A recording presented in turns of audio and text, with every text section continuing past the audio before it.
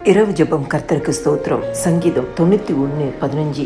அவன் என்னை நோக்கி கூப்பிடுவான், நான் அவனுக்கு மறு உத்தரவு அருளி செய்வேன். ஆபத்தில் நானே அவனோடு இருந்து அவனை தப்புவித்து அவனை கனப்படுத்துவேன். கர்த்தர் கொடுத்த நல்ல வார்த்தைகளுக்காய் கர்த்தருக்கு நன்றி செலுத்துவோமாக. எங்களை நேசிக்கிற நல்ல இயேசுவே, இந்த நாளிலும் நீர் எங்களுக்கு கொடுத்த எல்லா ஆசீர்வாதங்களுக்கும் பாதுகாப்புக்கும் உமக்கு நன்றி செலுத்துகிறோம். அறிந்தும் அறியாமலும் செய்த எந்த ஒரு பாவமாக இருந்தாலும் இன்னும் ஒரு விஷயம் ரத்தத்தினால கழுவி பரிசுத்தப்படுத்துங்கப்பா. அதிகாலை எழும்பி பாடி மகிமைப்படுத்தி வேத வசனத்தை தியானிக்க கிருபத்தாங்க. காலை தோறும் கிருபைகள் ஒவ்வொரு குடும்பத்தையும் நிரப்பட்டும். கிறிஸ்துவுக்குள் பிரியமானவர்களே, ஜார்ஜ் ஹென்றி இவர்கள் இருவரும் நல்ல நண்பர்களாக இருந்தார்களாம். ஜார்ஜ் நல்ல ஒரு ஆவிக்குரிய மனிதர். ஆனால் இந்த ஹென்ரியோ இயேசுவை ஏற்றுக்கொள்ளாத ஒரு மனிதராக இருந்தாராம். இந்த ஹென்றி ஒரு மருத்துவராக வேலை செய்து கொண்டிருந்தாராம். அப்பொழுது இந்த ஜார்ஜ் இந்த ஹென்ரியை இயேசுக்குள் வழி நடத்த எத்தனையோ முறை பேசுவாராம். ஆனால் இந்த ஹென்ரியோ அதற்கு எதிர்மறையான காரியங்களும் கேலியும் கிண்டலுமாய் பேசிவிட்டு அந்த இடத்தை விட்டு போய்விடுவாராம். ஆனாலும் இந்த ஜார்ஜுக்கு எப்படியாவது இந்த ஹென்ரியை குறித்து ஒரு பாரம் இருந்து கொண்டே இருந்ததாம். அப்பொழுது ஒரு நாள் அவர் சொன்னாராம், சங்கீதம் 50:15, ஆபத்து காலத்தில் என்னை நோக்கி கூப்பிடு, நான் உன்னை விடுவிப்பேன், நீ என்னை மகிமைப்படுத்துவாய்.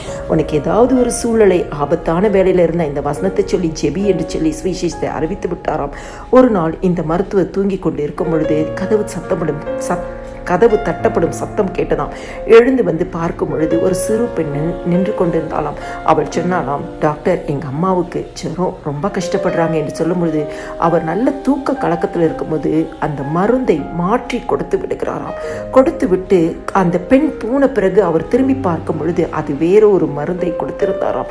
இவருக்குள் பயங்கரமான ஒரு அதிர்ச்சி வந்து விட்டதாம். ஆனால் ஜார்ஜ் சொன்ன அந்த வார்த்தையை உடனே நினைத்தாராம், ஆபத்து காலத்தில் என்னை நோக்கி கூப்பிடு, நான் உன்னை விடுவிப்பேன், நீ என்னை மகிமைப்படுத்துவாய். உடனே முழங்கால் படியிட்டு ஆண்டவரை நோக்கி கூப்பிட்டாராம். அப்பொழுது மறுபடியும் கதவு தட்டப்படுகிற சத்தம் கேட்டதாம். உடனே பயத்தோடு போய் கதவை திறக்கும் பொழுது அந்த பெண் நின்று கொண்டிருந்தாலாம்.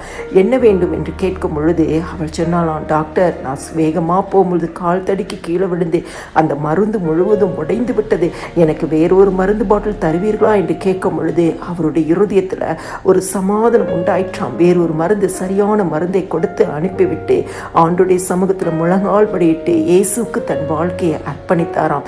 ஆபத்து காலத்தில் என்னை நோக்கி கூப்பிடு, நான் அவனை விடுவிப்பேன் என்ற வார்த்தையின்படி கர்த்தர் அந்த ஹென்ரியை அன்னைக்கு விடுவித்தார். இயேசு கிறிஸ்துவின் சுவிசேஷம் அவர் இருதயத்திற்குள்ளாய் கடந்து போயிற்று. கிறிஸ்துக்குள் பிரியமானவர்களே, அவன் என்னை நோக்கி கூப்பிடுவான், நான் அவனுக்கு மறு உத்தரவு அருளி செய்வேன். ஆண்டவராக இயேசு கிறிஸ்துவை நோக்கி கூப்பிடுங்க. எந்த ஆபத்தான சூழ்நிலை இருந்தாலும் ஆண்டவர் உங்களுக்கு மறு உத்தரவு அருளி செய்வார். எல்லா ஆபத்து வேலையில தப்புவித்து கனப்படுத்துவார். ஆமென்.